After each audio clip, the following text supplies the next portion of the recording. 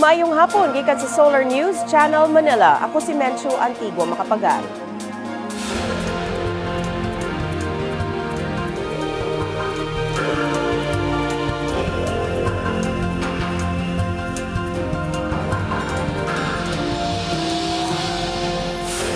Ano ang mga balita alang sa Kabisayan ug Mindanao? Gihimo sa gabi, inay sa kadlawon ang Misa de Gallo sa Tacloban City. Mipadala karong adlaw og gift convoy ang Cagayan de Oro City ngadto sa Leyte. Namantsahan og dugo ang unang adlaw sa Misa de Gallo, kapin sa 20 ang namatay sa Skyway accident. Itugyan ngadto sa korte sa Pagadian City ang kanhi mayor ug asawa ni ini nga nalambigit sa Aman Future Scam. Nagtapok sa makausa ang mga biktima sa bagyong Yolanda didto sa Tacloban City dili tungod sa hinabang kundili alang sa pagpaminaw sa unang adlaw sa Misa de Gallo. Si Luigi Flores sa detalye. Nagtapok na sab ang mga survivor sa bagyong Yolanda. Dili na aron mukuhag hinabang apan alang na sa Misa de Gallo. Dala sa mga manimbahay ang ilang mga pag-ampo aron makabarog sila pagbalik ug isip pasalamat alang sa ilang matawag nga ikaduhang kinabuhi. Midagsang ang mga deboto sa Santo Niño Church sa Tacloban City kagabi alang sa anticipated Misa de Gallo bisan sa mga basa nga lingkuranan ug salug. Naapilog kadaot ang Santo Niño Church tungod sa bagyo. Naghaguba ang simbahan apan duna gihapoy Christmas decor. Miangkon ang kadagkuan sa Archdiocese of Palo sa ilang kabalaka sa pagpahigayon sa Misa de Gallo tungod sa curfew, kakulang sa transportasyon ug sa kuryente. Tungod sa curfew, alas 6 pa lang sa gabi, nagsugod na ang anticipated Misa de Gallo. Matod sa simbahan, mas magkahuluganon ang Misa de Gallo karong tuiga. Gihalad sa simbahan ang mga Misa de Gallo alang sa mga nabiktima sa bagyong Yolanda. Alang sa usa ka pari, mas nahimong tiunay ang pagsaulog sa Pasko tungod kay gitan-aw na sa mga tao ang Pasko isip adlaw sa pag-abot ni Jesus. You are now a testimony that all our apprehensions, all our fears were baseless. You braved the darkness. You are not afraid of the curfew. And you are here because of your love for Jesus and the Blessed Virgin Mary. Luigi Flores, Solar News. Mga taga Cagayan de Oro City may pagikansab karong adlaw sa ilang gitawag og gift convoy alang ngadto sa mga dapit sa Leyte nga naigo sa bagyong Yolanda. Kini human gihandom sa mga Cagayanon ang bagyong Sendong nga miigo sa syudad ug sa ubang bahin sa Mindanao duha ka tuig ang milabay. Si Cheng Ordonez adunay detalye. Cheng? Yes, Menchu. Eksakto duha ka tuig karong adlaw human moigo sa dakbayan sa Cagayan de Oro ug ubang bahin sa Mindanao ang bagyong Sendong. Gihimo alang niini ang commemorative mass kaganiyang buntag. Alang sa paghatag og dugang importansya sa kalihukan, human sa misa, ang mga Cagayanon pinaagi sa pagpangulo sa Xavier University mipadala og gift convoy ngadto sa lalawigan sa Leyte, dala ang mga regalo og food packs. Matud ni Ermin Pimentel sa Xavier University Volunteer Group, Kristohanong katilingban sa pagpakabana, ang 10-vehicle convoy nga magdala sa Christmas gifts mo'y balo sa nadawat nga tabang sa mga Cagayanon panahon sa Sendong. Buot nila nga bation og kalipay ang katawhan sa mga lungsod sa Palo, Tinawan ug ubang lugar sa Leyte. 5 sa napulo ka trucks nagdala og 12,000 food packs, mga tarpaulin alang sa 5,000 ka pamilya, mga dulaan nutritional packs ug school kits alang sa 5,000 ka bata, first aid kits, anti-tetanus vaccine shots ug ubang medicines. Matud ni Pimentel, adunay 150 doctors, nurses, professionals ug students kinsa may voluntaryo nga mopondo sa Leyte sulod sa 4 ka adlaw arong pagtabang sa katawhan, pagtukod ug balik sa mga balay didto sa Tanawan, Palo ug Dulag. Naglakip sab ang mga volunteers sa napulo ka psychologists kinsa adunay kasinatian sa pagdumala ug trauma uban sa mga Sendong survivors. Mauna kini ang ikaduhang higayon nga ang Cagayan de Oro mipadala og mission apan kini maoy kinadak-an. Menchu. Daghang salamat Cheng Ordonez reporting gikan Cagayan de Oro City. Sa Sugbo, gihulagway sa kapulisan nga malinaw na ang pagsaulog sa unang adlaw sa Misa de Gallo sa lalawigan. Si Twini Malinaw sa detalye. Twini? Dias Menchu, gilagway sa kapulisan nga generally peaceful ang pagpahigayon sa naandang Misa de Gallo sa mga Katoliko. Matud ni Police Regional Office 7 spokesman Superintendent Renato Dugan, walay gitahong hitabo kaganinang kadlawon. Gipasabot ni Dugan nga gipahugtan ang seguridad atol sa siyam ka adlaw sa Misa de Gallo. Gipahimangnuan sa kapulisan ang mga manimba nga magmatngon sa kanunay samtang mutambong og misa. Lakip sa dili kalimtan sa katawhan ang ilang panimalay nga posibleng sudlon sa mga kawatan samtang ang pamilya manimba. Si Cebu Archbishop Jose Palma mangu sa mga dawn masses sa upat ka simbahan. Kaganinang buntag, si Palma misaulog sa misa sa St. Joseph Chapel, sulod sa Archbishop Palace. Ugma, adto siya sa Metropolitan Cathedral samtang sa San Roque Church sa Barangay Mambaling sa Cebu City sunod adlaw ug sa San Pedro Calungsod Chapel sa South Road property sa Disyembre 20. Bisitahan sab ni Palma ang mga idaran ug masakitong mga pari sulod sa Pope John Paul II Retirement House atol sa iyang pagmisa sa Disyembre 23. Manchu. Daghang salamat, Twinnie Malinaw reporting gikan Cebu City. Dili mapahigayon na ang Misa de Gallo sa Manila Cathedral tungod sa padayon nga restoration work sa simbahan. Daan ang gisaraduan ang Manila Cathedral ni atong February 2012 apan nagsugod ang pag-ayo sa cathedral ni adto lang Hunyo karong tuiga. Bisan sa kalangan, dili gihapon mo kumpiyansa ang kadagkuan sa Archdiocese of Manila tungod kay nahugno na kini kaniadto nunot sa linog. 50% pa lang sa cathedral ang naayo. Buot sa kadagkuan sa cathedral nga mahuman ang restoration work sa Pebrero sunod tuig ug buksan kini sa March 25 sa pista sa Annunciation. Walang simbang gabi kasi kailangan mo bago mo mabuksan ito, you will get an occupancy permit. And you will not be given an occupancy permit pag nakita nilang hindi pa tapos. Sa structural retrofitting, pinalakas yung mga columns from ground up to the top. Tapos lahat ng karamihan ng beams pinalakas din, no? Para it will be structurally strong, at least according to the standard ng National Building Code. Pero kung anong earthquake ang kaya niya, hindi ko alam ho. Kasi yung major works like structural restoration, tapos yung pagre-restore ng mga electrical works, kasi what happens is talagang ito is in-excavate lahat yan, yung drainage system. Those are the dirty works. All the dirty works, it's all been done. Ngayon, yung mga finishing touches na lang.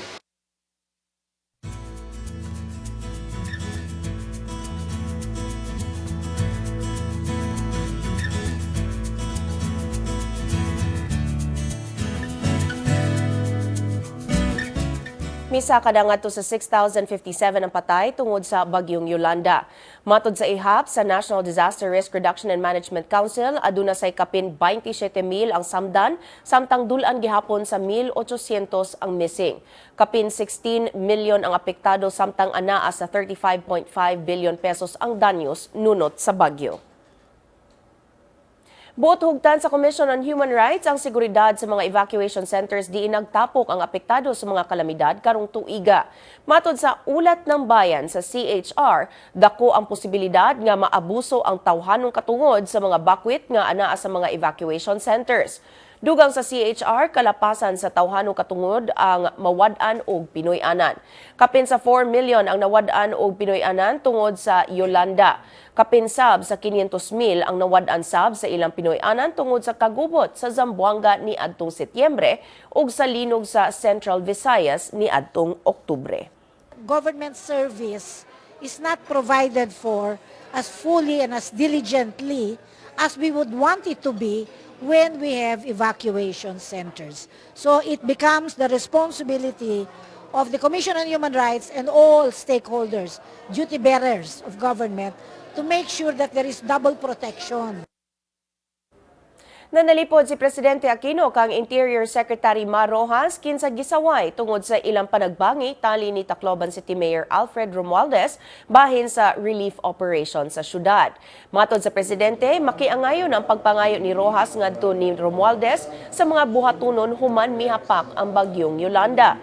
Alang sa presidente, importante nga mahibaluan unsay mabuhat sa local government ug unsa ang dili mahimo sa local government atol sa relief operations. Dugang ni Aquino dili makatabang ang away tali ni Rojas ug Romualdez tungod kay gipadali na ang recovery efforts alang sa mga survivor sa bagyong Yolanda.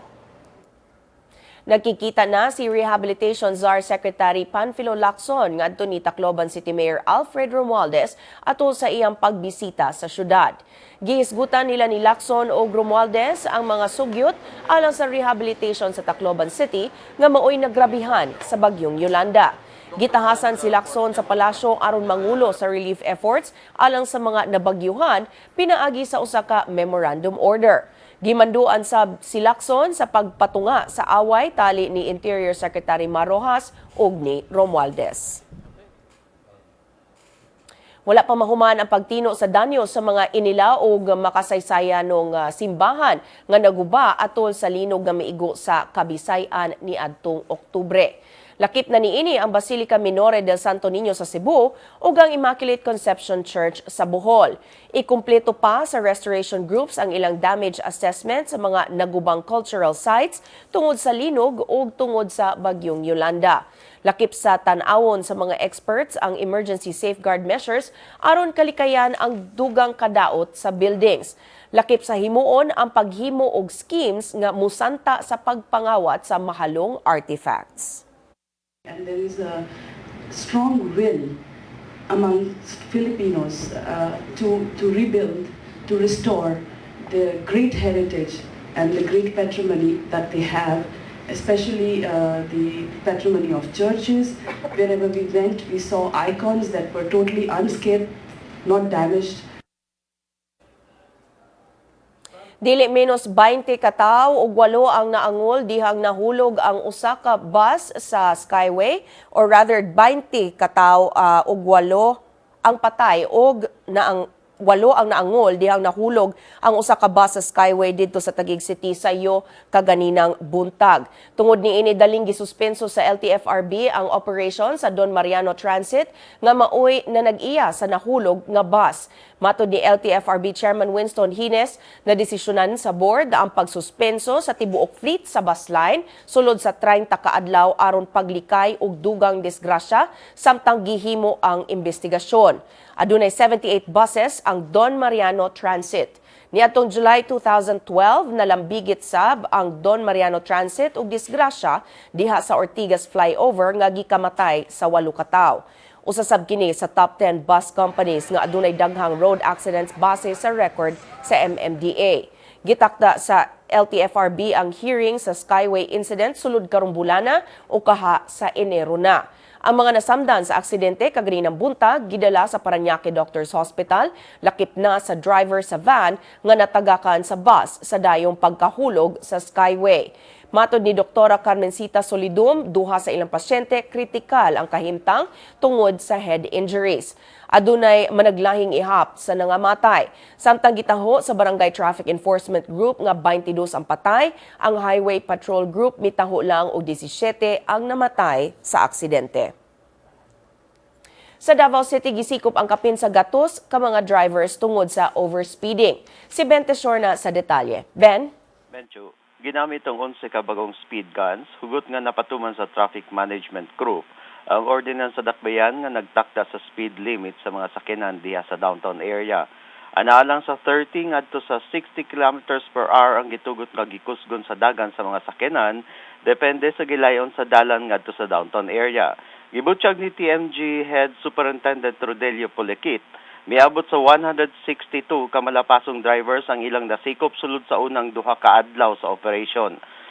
Usa sa 11 ka speed guns gamiton mismo ni Davao City Mayor Rodrigo Duterte kinsa kanunay magsuroy-suroy sa syudad panahon nga lawom na ang kagabhion.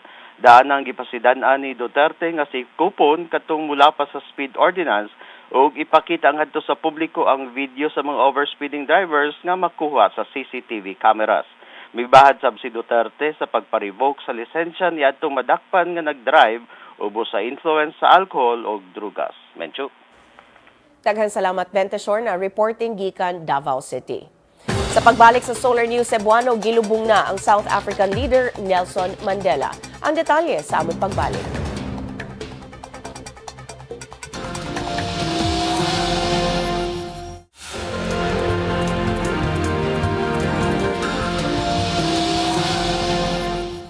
Nagpasalamat si Presidente Aquino sa Japanese government sa iyang pagbalik sa nasod human sa ASEAN-Japan Commemorative Summit. Gitumbok sa Presidente ang financial assistance nga nahatag sa Japan alang sa rehabilitation sa mga dapit nga apektado sa bagyo.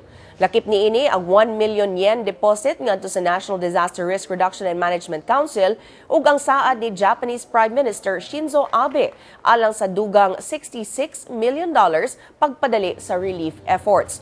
Duna sa giandam nga $184 million loan gikan sa Japanese International Cooperation Agency nga alang sa pagpalit og napulo ka Coast Guard vessels. Napakalaki na po talaga na naitulong ng bansang Hapon sa ating relief and recovery efforts. Nalagdaan na po ang $184 million na pautang mula sa Japan International Cooperation Agency para makabili ng 10 Coast Guard vessels na magbabantay sa ating mga baybayin. Mulupad ang Tiger Airways Philippines gikan sa Davao paingon sa Clark sugod og mga adlaw samtang giplano nila ang namulupad og direkta gikan sa Clark paingon sa South Korea ug sa Japan sunod tuig. Mato sa Tiger Airways palapdan nila ang ilang operasyon sa Clark tungod kay dili pa kini ingon kasamok sa Ninoy Aquino International Airport. Plano nilang palapdan ang ilang operation sa Clark International Airport pinaagi sa pagbutang og flights paingon sa Incheon ug sa Tokyo karong 2014. Dunay flights ang Tiger Airways paingon Hong Kong, Singapore ug Bangkok ug duna sab sila'y flights gikan sa Clark paingon sa Kalibo.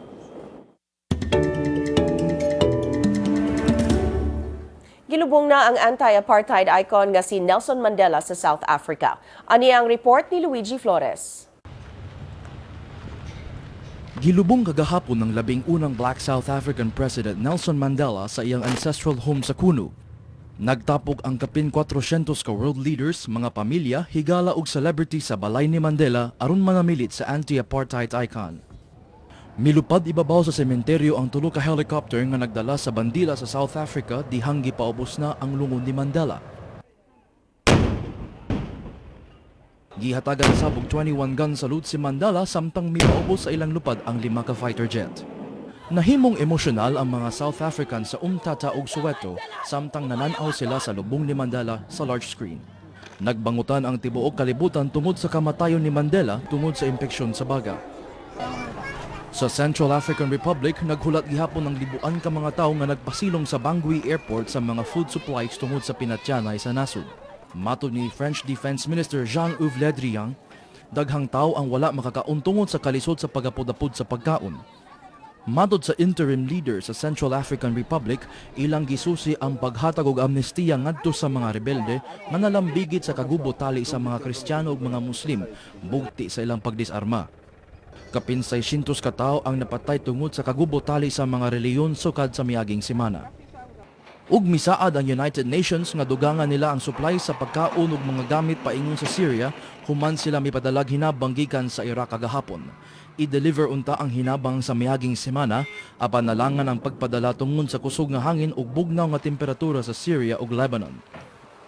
Kapin 400 toneladas nga pagkaon, mga medical kit, habol ug mga sinina ang ipadala.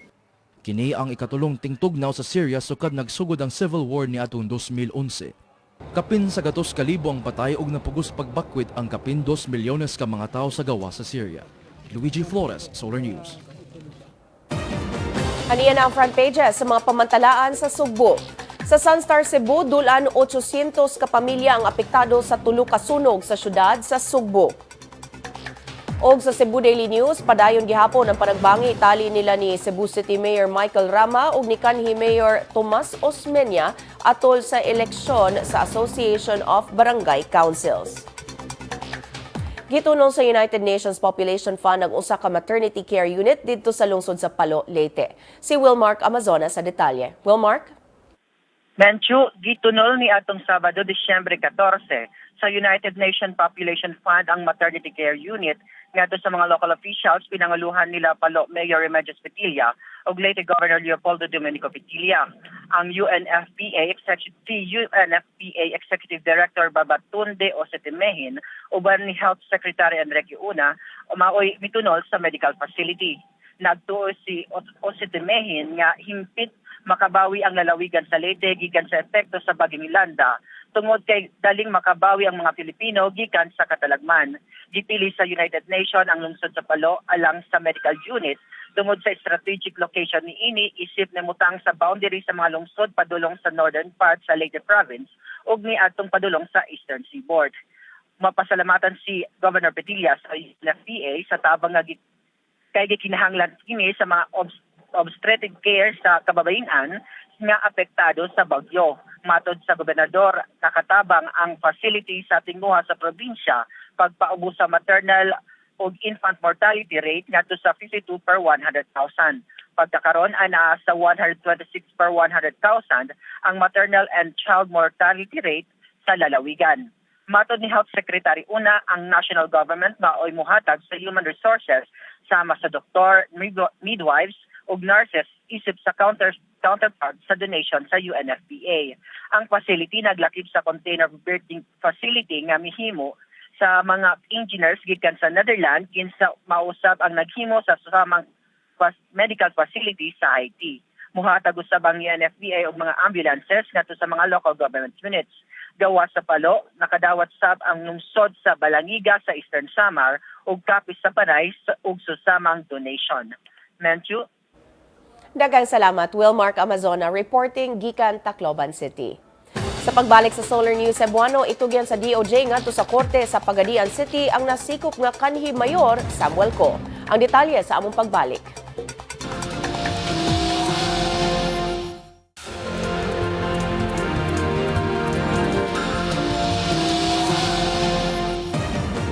Atong sayro na front pages sa mga pamantalaan sa Mindanao. Sa Sunstar Davao, wala aprubahi sa Davao City Council ang katukuran sa duha ka bag-ong sementeryo sa syudad. Sa Bandera Mindanao, gisikop si Pagadian City Mayor Samuel Co ug ang iyang asawa sa Taguig City. Sa Mindanao Daily Northern Mindanao, gibutyag ni Kibawe Bukidnon Mayor Minerva Casinabe nga gironda sa mga sakop sa NPA ang police station sa lungsod tungod sa armas. Sa Mindanao Daily, Western Mindanao, ibalhin ngadto sa Camp Bagong Diwa sa Taguig ang mga MNLF detainees gikan sa Zamboanga City. Sa Mindanao Daily Caraga, naugdaw ang 200 kabalay sa Butuan City ni adtong Biyernes. Ug sa Mindanao Daily Davao, nangandam na ang Department of Trade and Industry alang sa usa ka free trade agreement karong 2015. Gibutyag ni Justice Secretary Laila De Lima nga kinahanglan mosangat ang National Bureau of Investigation og petisyon alang sa return of service of arrest warrant ni kanhi Pagadian City Mayor Samuel Co ug ang iyang asawa. Matod ni De Lima, kinahanglang sabhulaton sa NBI ang commitment order gikan sa korte sa dili pa ma-turn over ang magtiayong Co. Gisikop ang magtiayon sa Taguig City ni adtong Sabado human sa ilang giingong kalambigitan sa syndicated estafa case sa Aman Futures. Ana-ana ang magtiayong Co sa kustodiya sa NBI sa Manila. Matod ni De Lima, ang pagkasikop sa magtiayong Co usa ka kalampusan alang sa NBI aron masikop ang mga inilang tawo kinsa nagtago-tago gikan sa balaod. Alang sa taga-Pagadian City, panahon na nga makapamatuod si kanhi Mayor Samuel Co nga wala kini kalabutan sa Aman Future Scam. Si Jong Cajon sa detalye. Jong? Yes, Minju, alang sa taga-Pagadian City, karon nga nasikop na si kanhi Mayor Samuel Co ug asawa nini, mapamatud-an na sa kanhi Mayor ang pangangkon niini sa nga wala siya isala sa Aman Future Scam. Matod pa ni Pagadian City Interfaith Member and Civil Society Organization Moro Leader Ibrahim Elimbingan, ang pagtugo-tugo kanadto sa magtiayong Co muhatag lang og pagsabot nga sila sad-an sa pasangil. Matod pa ni Balimbingan, panahon na karon nga ilang mapamatud-an nga wala sila sala at tubangan sa korte.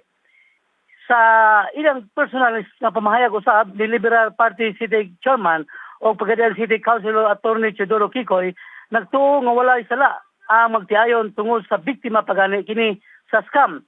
Matupan ni Kikoy nga pabor alang kang mayor ko ug sa asawa nini ang pagtaral kanina sa hukmanan.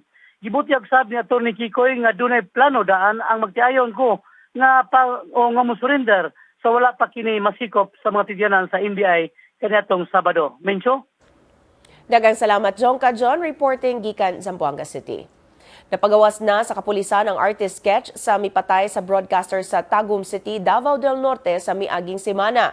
Ang computerized facial composite sa gunman gibase sa mga saksi kinsa nakakita sa pagpusil kang Rogelio Tata Butalid ni adtong Miyerkules. Ang gunman gibanabana nga nagpangidaron og 40 ngadto sa 45 anyos. 5'4 ngadto sa 5'5 ang gitas-on, niwangon og kasarangan ang pamanit.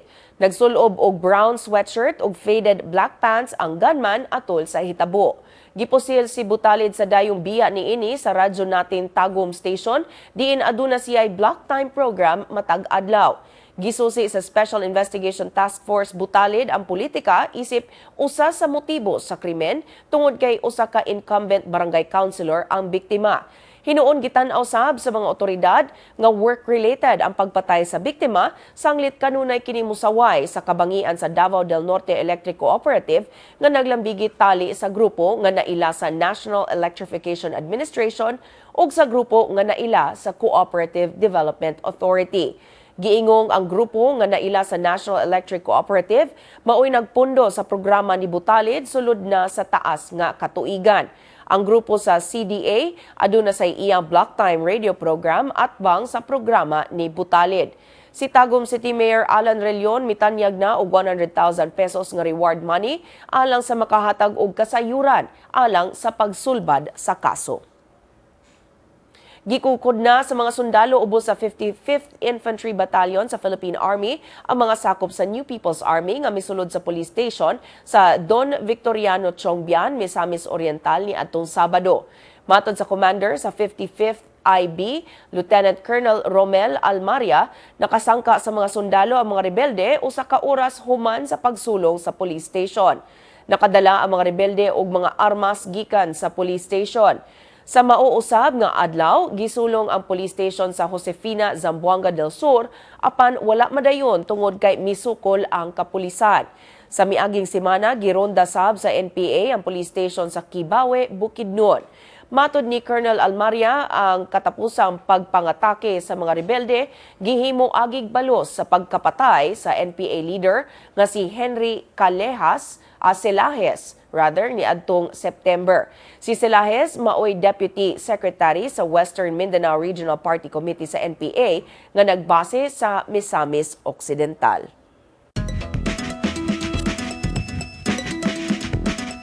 Bana-bana sa dagan sa panahon uban ni Pat Fernandez. Pat?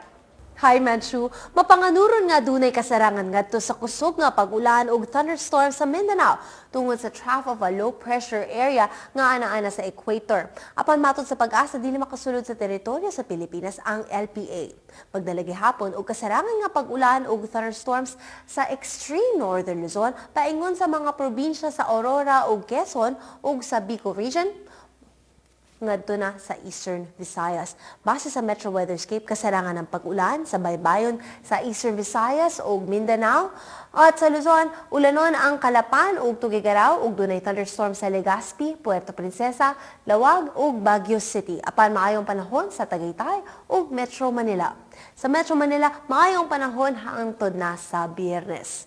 Sa Visayas, ulanon ang Borongan ug dunay thunderstorm sa Tagbilaran, Dumaguete, Tacloban, Iloilo ug Metro Cebu. Sa Metro Cebu, dunay thunderstorms hangtod na rin sa Biyernes. Ug sa Mindanao, ulanon ang Cotabato ug Butuan ug dunay say thunderstorms sa Cagayan de Oro, General Santos, Zamboanga ug Metro Davao. Sa Metro Davao, maayo ang panahon sa ugma hangtod na sa Biyernes. Mao kadto ang latest sa dagat sa panahon, Visayas ug Mindanao pag-amping kanunay. Balikan nimo, Menchu. Daghang salamat, Pat Fernandez. Kung bot ninyo matanaw pag-usabang episode karon sa Solar News Cebuano, i-like ang among Facebook page, Solar News Cebuano. Bisitahi sabang among website, www.solarnews.ph. Alang sa inyong mga sugit o komentaryo, mahimo sab ninyo kining i-email sa solarnewscebuano@solartv.ph. Ug mao kadto ang Solar News Cebuano hangtod ugma puhon. Ako si Mencho Antigua Macapagal. Daghang salamat ug pag-amping Kabisayan ug Mindanao.